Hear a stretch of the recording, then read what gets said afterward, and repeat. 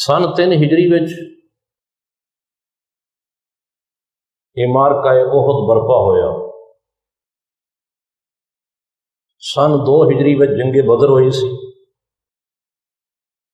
جس دے وچ کفار مکہ نو شکست ہوئی سی، تے اس شکست دا بدلہ لین واسطے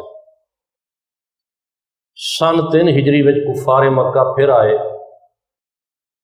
کیونکہ بدر کی لڑائی وچ انہاں دے بڑے بڑے سردار جنہاں وچ ابو جہل بھی شامل ہے وہ سارے مارے گئے سن۔ سن 3 ہجری غزوہ احد، مسلمانوں کی تعداد 700 یا 750۔ ویسے تاریخ وچ اس طرح آندا ہے کہ 1000 مسلمان سن تے 3000 کفار سن،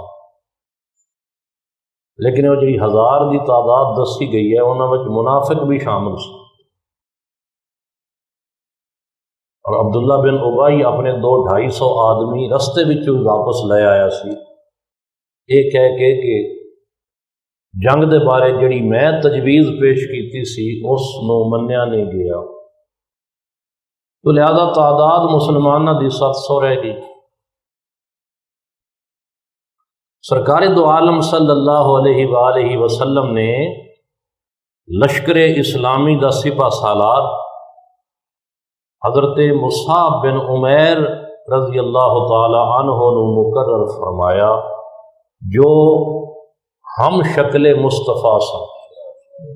حضرت مصعب بن عمیر نبی پاک صلی اللہ علیہ وآلہ وسلم دے ہم شکل سن۔ انہاں نو لشکر اسلامی دا علمبردار مقرر کیتا گیا۔ 700 مجاہدین اسلام دے مقابلے وچ کفار دے 3000 آدمی جنہاں وچوں پیدل بھی سن، سوار بھی سن۔ قطاریں پیدلوں کی اور پرے جنگی رسالے کے، قطاریں پیدلوں کی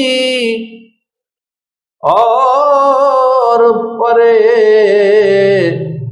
جنگی رسالے کے، یہ سب کس کے مخالف تھے، فقط ایک کملی والے کے۔